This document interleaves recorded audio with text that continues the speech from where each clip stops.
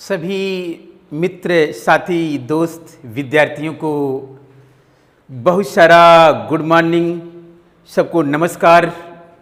और पुनः एक बार आपके बीच अपने विचारों को लेकर के हम अपने YouTube channel smart study with LB sir के साथ उपस्थित हैं।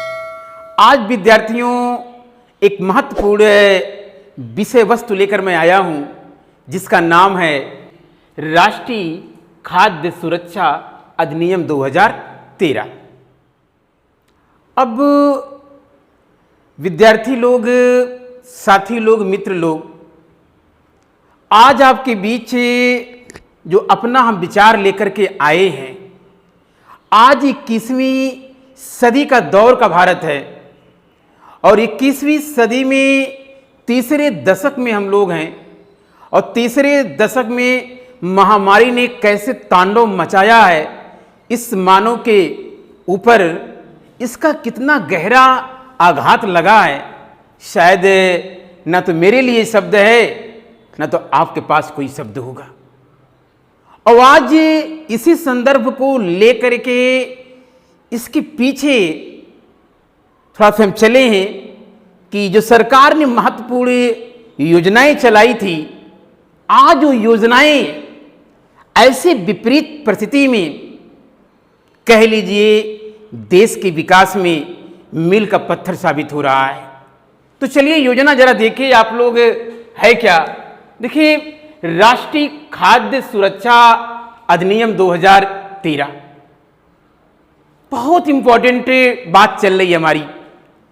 आपसे बताएं मित्रों, साथियों, कि आज क्या आज के समय में अगर हिंदुस्तान का एक भी नागरिक का भोजन के अभाव में अगर मृत्यु होती है तो देश के विकास पे, हिंदुस्तान पे एक क्वेश्चन मार्क या प्रश्नवाचक चिन्ह लगता है। लगता है कि नहीं लगता? जरा आपसे खुद में बात कर रहा हूं, बताइए। आप कमेंट बॉक्स में लिखिएगा कि हां सर ये सही है कि गलत है।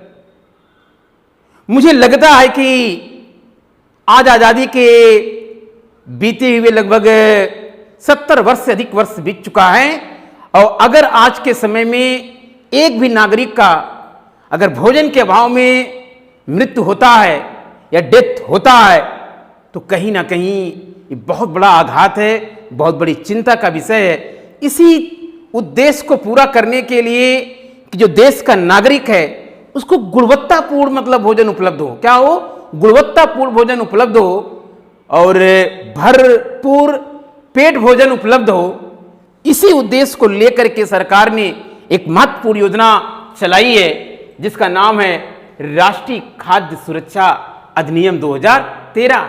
देखिए, अधिनियम 2013 है, इसका मतलब साफ साफ होता है कि जो देश की पार्लियामेंट है, जिसे आप कहते हैं लोकसभा, मतलब राष्ट्रसभा और राष्ट्रपति मिलकर के पार्लियामेंट का निर्माण होता है, संसद का निर्माण होता है। संसद का मतलब लोकसभा राज्यसभा नहीं, संसद का मतलब होता है लोकसभा, राज्यसभा और क्या चीज, राष्ट्रपति।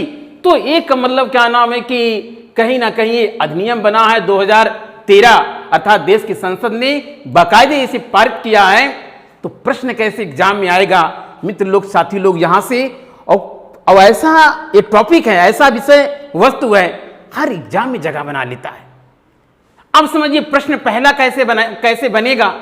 प्रश्न ऐसे बनेगा कि जो राष्ट्रीय खाद्य सुरक्षा अधिनियम है वो किस तिथि से भारत में प्रभावी हुआ। तो उत्तर देखिए, यहां पे देखिए हमने लिख दिया है 12 सितंबर 2013। पूरी तरीके से हमने पहले ड्रा कर देते हैं ताकि सही बच्चों को शॉर्ट स्किल लेने में या नोट्स बनाने में जरा सी प्रॉब्लम ना हो। और हम उसी चीजों को लेकर के आते हैं, इतना फिल्टर कर देते हैं सारी चीजों को। तो याद रखिएगा, पहला जो प्रश्न बनेगा कि भारत में राष्ट्रीय खाद्य सुरक्षा अधिनियम कब से प्रभावी हुआ, तो 12 सितंबर 2013। कितना? 12 सितंबर 2013 को भारत में एक महत्वपूर्ण योजना लेकर, मतलब भारत सरकार लेकर के आती है, और उस योजना का नाम क्या है, राष्ट्रीय खाद्य सुरक्षा अधिनियम 2013। अब समझिए, अब कभी कभी आता है कि दूसरा प्रश्न ऐसे बन जाता है कि राष्ट्रीय खाद्य सुरक्षा अधिनियम का मकसद क्या है, मोटो क्या है, उद्देश्य क्या है। तो सिंपल सी बात है कि लोगों को, जो देश के नागरिक हैं, देश की जो आम जनमानस हैं, बहुत सारे देश में ऐसे लोग हैं कि मतलब क्या नाम है कि पैसे के अभाव में कहीं ना कहीं भरपूर जो भोजन, गुणवत्तापूर्ण भोजन चाहिए वो उनको नहीं मिल पाता है और अंतोगत्वा इस दुनिया को अलविदा कर देती हैं। तो कहीं ना कहीं यह जो योजना है जो 12 सितंबर 2013 से प्रभावी हुई है, राष्ट्रीय खाद्य सुरक्षा अधिनियम 2013, कि लोगों को देखिए यहाँ पे पर्याप्त मात्रा में और क्या चीज, गुणवत्तापूर्ण, बड़ी दिक्कत है, खाना सब लोग खा लेते थोड़ा बहुत, मगर क्या वास्तव में जो संपूर्ण शारीरिक विकास के लिए, मानसिक विकास के लिए जो भोजन चाहिए क्या वो मिल पाता है सबको? देश के जितनी इतनी बड़ी आबादी मिल पाता है? अब कमेंट बॉक्स में आप खुद लिखिएगा, दादा हम क्या कहें, और खुद ये बात लिख दीजिएगा हाँ कि सर क्या सही है क्या गलत है। तो कहीं ना कहीं जरा समझने की कोशिश करिएगा, ये लेक्चर पे ध्यान दीजिएगा कि इस गुणवत्तापूर्ण खाद्य को या भोजन को उचित मूल्य पर आपूर्ति के द्वारा पोषक सुरक्षा मुहैया कराना है, कि ताकि लोगों का जो लोग कुपोषित हो रहे हैं भोजन, गुणवत्तापूर्ण भोजन के अभाव में, जो पोषण की समस्या हो रही है, जो मतलब बिना भोजन के रात में सो जाते हैं, उस समस्या के समाधान के लिए कि गुणवत्तापूर्ण मतलब क्या ना खाद्य उपलब्ध कराने के लिए ये महत्वपूर्ण योजना लॉन्च हुई है, जिसका नाम है राष्ट्रीय खाद्य सुरक्षा अधिनियम 2013, और कब से प्रभावी हुआ है? 12 सितंबर 2013 से। चलिए यहां तक तो हो गया, कब से प्रभावी हुआ, क्या मकसद है, और मुख्य मुख्य बातें जो प्रश्न एग्जाम में आते हैं एकेडमिक से लेकर के कंपटीशन तक, जरा उसको जान लिया जाए। तो सीधी से सीधी बात है कि प्रश्न आता है एग्जाम में कि ये जो महत्वपूर्ण योजना है यह कितने, जो देश के पॉपुलेशन है, कितने परसेंट जनसंख्या को कवर करती है? तो आपको बताते चल रहे हैं कि जो देश की पॉपुलेशन है उस पॉपुलेशन की 67%, देखिए हमने यहां लिखा होगा कि कितना है, 67%।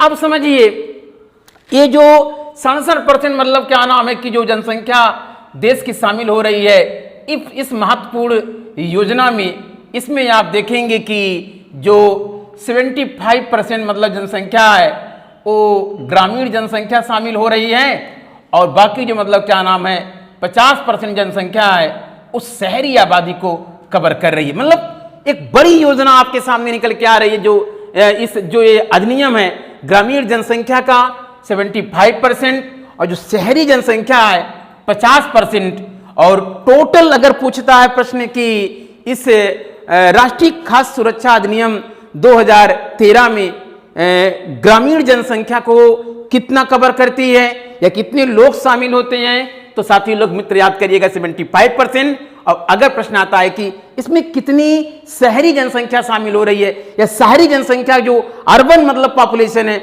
उसको कितना कवर करती है, ये महत्वपूर्ण योजना राष्ट्रीय खाद्य सुरक्षा अधिनियम 2013, तो ये आप सीधे देखिए बोर्ड पे लिखा हुआ है 50%। अब समझिए इसके अंतर्गत होता क्या है, जरा दूसरे पॉइंट को ध्यान दीजिएगा कि इसमें लाभ प्राप्तकर्ता को 5 किलोग्राम चावल, गेहूं, मोटे अनाज क्रमशः 321 रुपये किलोग्राम प्राप्त करने का एक कानूनी अधिकार है। क्यों कानून? हमने पहले कहा था कि जो देश की पार्लियामेंट ने उसने पूरी तरीके से अधिनियम बनाया है, तो कहीं ना कहीं प्रत्येक मतलब क्या नाम है कि जो व्यक्ति है उसको 3 रुपया, 2 रुपया, 1 रुपये के हिसाब से 5 किलो चावल, गेहूं और मोटा अनाज क्रमशः उसे उपलब्ध होता है। अब प्रश्न ये आता है कि जो अंत्योदय अन्न योजना के अंतर्गत आने वाले लोग हैं क्या वास्तव में उनको लाभ मिलता रहेगा कि नहीं मिलता रहेगा, कि निर्धनों में निर्धन जो बहुत गरीब हैं उनके लिए जो अंत्योदय अन्न योजना लाई गई है क्या इस योजना में शामिल है? हाँ एकदम शामिल है। देखिए साफ साफ लिखा हुआ है कि अंत्योदय अन्न योजना के अंतर्गत 35 किलोग्राम प्रति परिवार प्रति माह जैसे पहले प्राप्त कर रहे थे वैसे प्राप्त करते रहेंगे, इसमें किसी प्रकार का परिवर्तन नहीं है। तो याद करिएगा अंत्योदय अन्न योजना के अंतर्गत प्रति परिवार में प्रति व्यक्ति जो 35 किलोग्राम अनाज की उपलब्धता की बात की गई है, वो कहीं ना कहीं मतलब क्या नाम है कि यहाँ पर उपलब्ध कराने की बात कही गई है। चलिए आगे चलिए, आगे देखिए ये है अगली विशेषता क्या है। 6 माह से 6 वर्ष के बीच जो बच्चे हैं और गर्भवती जो औरतें हैं जो उचित पोषक भोजन कह लीजिए कि आंगनबाड़ी माध्यम से प्राप्त करेंगी। कभी कभी होता क्या है कि माँ के गर्भ में जो बच्चा पलता है वो पोषण के अभाव में उस माँ के गर्भ में ही बच्चा बीमार हो जाता है। तो इससे इस समस्या के समाधान के लिए इस राष्ट्रीय खाद्य सुरक्षा अधिनियम में आप कह लीजिए 6 माह से लेके 6 वर्ष के बीच के बच्चों तथा गर्भवती औरतें को उचित पोषक खाना आंगनबाड़ी आपको पता होना चाहिए कि माध्यम से प्राप्त करेंगी, तथा जो एमडीएम है क्या है जो मध्याह्न भोजन कार्यक्रम है उस कार्यक्रम के अंतर्गत मतलब क्या नाम है जो 6 से 14 वर्ष के बच्चे हैं उनको भी मतलब क्या नाम उपलब्ध कराया जाएगा, ताकि मतलब क्या जो कुपोषण की समस्या है, जो भोजन की समस्या है, जो भूख की समस्या है, जो गुणवत्तापूर्ण भोजन की समस्या है, उस समस्या का समाधान किया जाए। किस योजना के तहत? राष्ट्रीय खाद्य सुरक्षा अधिनियम 2013। कितना बेहतर योजना है आप खुद समझ सकते हैं।